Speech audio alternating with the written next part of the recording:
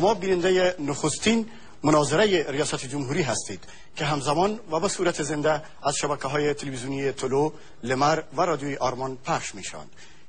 این برنامه تا 2 ساعت آینده و با گردانندگی من مجاهد کاکر ادامه دارد. نامزدانی که تاکنون به دعوت ما پاسخ دادند و در حال حاضر در برنامه حضور دارند آقایان دکتر اشرف غنی احمدزی و دکتر عبدالله هستند. مهمانان عزیز بسیار خوش آمدین به برنامه.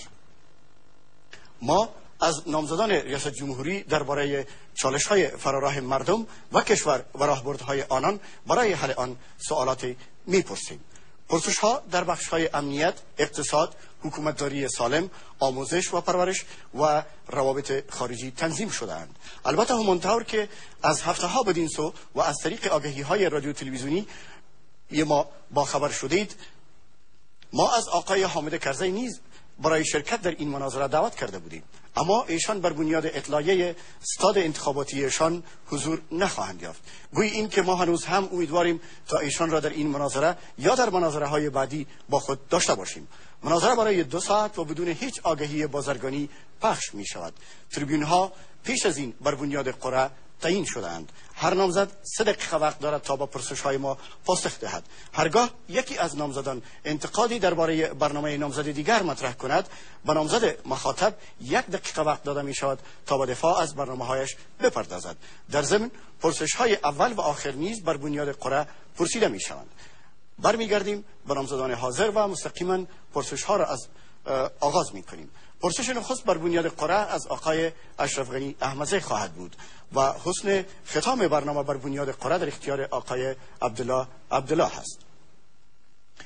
یک بار دیگه هم بر شما خوش آمدید میگم و همان گونه که گفتیم پرسش نخست از آقای اشرف غنی احمدزی هست. آقای اشرف غنی احمدزی، طرح مشخصتان برای حل مسئله جوریند چیست؟ بسم الله الرحمن الرحیم. نخست از تلویزیون طلوع اظهار امتنان میکنم که یک بحث سرتاسری ملی را بر ما اجازه امکان داده و دوم از بینندگانتان که بار اول است که ما در چارچوب یک معرکه سرتاسری ملی میم اظهار امتنان میکنم. خط دیورند از یک مفکوره قرن 19 سرچشمه گرفته. امروز ما ضرورت به یک فکر قرن 21 داریم تا این مسئله را به صورت بنیادی حل کنیم و تغییر بدیم. اساس از این چیز؟ اساس از این است که سرحدات باز نکته بارز قرن 21 است. اروپا را ببینین، سرحدای بسته داشتن. در چارچوب سرحدای بسته هیچ مشکل حل نشد. از این جهت باید درسی که بگیریم از ارتباط فرانسه و آلمان است. وقتی که فرانسه و آلمان در چارچوب عدم همکاری مصادف شدند، موجب 2 جنگ جهانی شدند. بعداً با ایجاد اتحادیه زغال و فولاد اساس یک اروپای نو گذاشتند. از این جهت در چارچوب فعلی ما ضرورت به چند تغییر بنیادی داریم. یک، باید چارچوب همکاری اقتصادی منطقوی گذاشته شود. اساس از این ما در برق و ترانزیت میبینم. ترانزیت نکته مشترک است. ما به حیث یک مملکت ماد خشکه ضرورت به ترانزیت داریم و در عین حال پاکستان ضرورت به ترانزیت داره تا از خاک ما به آسیای مرکزی برسه. این نکته مشترک تعداد. دوم، تولید برق است که میتونه به صورت اساسی مشکلات ما را حل کنه. سوم، خاصتا وقتی که در چارچوب 2 طرف خط دیورند میایم، محرومترین مردم دنیا در 2 طرف از این خط زندگی میکنن. برای بهبود اجتماعی و اقتصادی از اینا توجه نهایت کم صورت گرفته. بنابراین ما ضرورت به این داریم که چون امروز یک خطر عمده نه تنها به افغانستان و پاکستان بلکه به تمام دنیا از فعالیت‌های عناصری که ثبات منطقه و دنیا را در خطر قرار دادن، از این نقطه اشاره میکنه باید یک چارچوب همکاری مشترک وجود داشته باشه.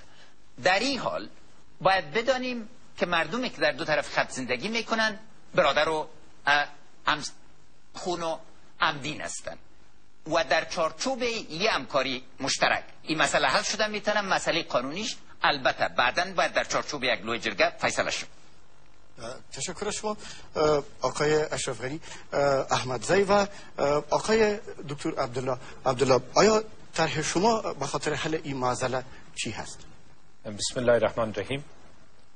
در مورد خط دیورند که یک مسئله تاریخی است و یک بنیه تاریخی داره، تصمیم در این مورد از طرف مردم افغانستان باید گرفته شود و من یقین دارم که مردم افغانستان با درک منافع ملی و با درکی که در منطقه با صلح و ثبات باید زندگی کنیم، در فکر و در صدد ایجاد یک منازعه بر مبنای یک مسئله تاریخی نیستند. اما در عین زمان خواستهای مردمی که در دو طرفی خط قرار دارند باید مد نظر گرفته شود و فعلا منطقه‌ای که در آتش می‌سوزه در حقیقت منطقه دو طرفی خط دیورند است. اساس مسئله روابط نیک همسایگی. من قبلا هم اشاره کردم که منافع ملی افغانستان در صدر همه چیز، روابط نیک همسایگی و زمینه سازی برای بهبود روابط تا ای که مسائلی که باعث منازعات شده و نتانه تحت شعاع قرار بده منافع اولیای منطقه را که در صلح و ثبات ضرورت داره و به انکشاف ضرورت داره و امروز با یک تهدید بسیار واضح مواجه است.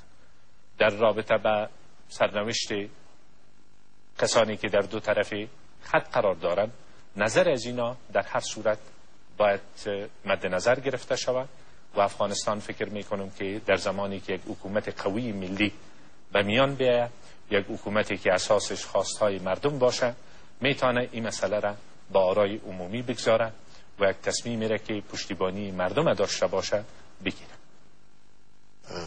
شما هنوزم وقت دارین آقای عبدالله؟ در رابطه با اوضاع موجود در دو طرف خط باید بگوییم که ضرورت همکاری هر دو کشور ایجاب میکنه و در حقیقت تهدید کرده اوضاعی که در دو طرف خط قرار داره سلامت هر دو کشور و صلح و ثبات و آینده و بسیاری از زمینه ها را برای پیشرفت روابط، برای پیشرفت در منطقه و توسعه در منطقه از افغانستان و از پاکستان گرفته. بنابراین با درک مصالح ما باعث یک کشور و با درک مصالح مشترک ما، من فکر میکنم که راه حل برای قضیه وجود خواهد داشت و مردم افغانستان تصمیمی را که خواستهایشان در اون مطرح باشه و منافع مردم هر دو طرف مطرح باشه خواهد گرفت.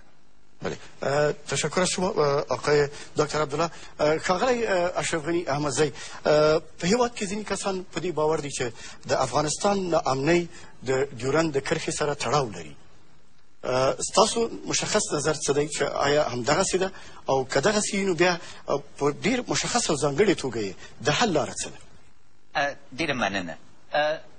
لومړی باید پوه سو چې یو ضرب المثل ده، وایي مال دې وساته همسایه غل منیسه. آیا فاسد والی پاکستان ټاکلی موږ خاورې کې؟ آیا رشوتخور قاضي پاکستان ټاکلی موږ خاورې کې؟ آیا امنیه قماندان چې غلا کوي له باندې نه انتخاب سوی؟ نو له دې دلیل نه اوله خبره باید دې ته راسو چې ولې یو بې کفایت دولت په دې موجب سو چې امنیت له لارې سره لاړ شي. اول 3 کالو کې امنیت و د نسبي توګه، دې 15 کالو کې بې امنیتي راغلی. دې دلیل یو برخه یې باندنۍ ده اما اصلي برخه یې داخلي ده. ځکه نن موږ انسجام نه لرو. یو پولیس چې ټپي کېږي یا شهید کېږي تر 2 ورځې تر 14 ورځو وخت نیسي چې له یو ځای نه انتقال کوي بل ځای ته. ولې؟ ځکه د ملي اردو هلیکوپتران د دوی په اختیار کې نه اوسېدل کېږي. انسجام نسته. نن د امنیت برخه کې موږ حکومت له بدې مرغې نه یوه واضح ستراتیژي نه لري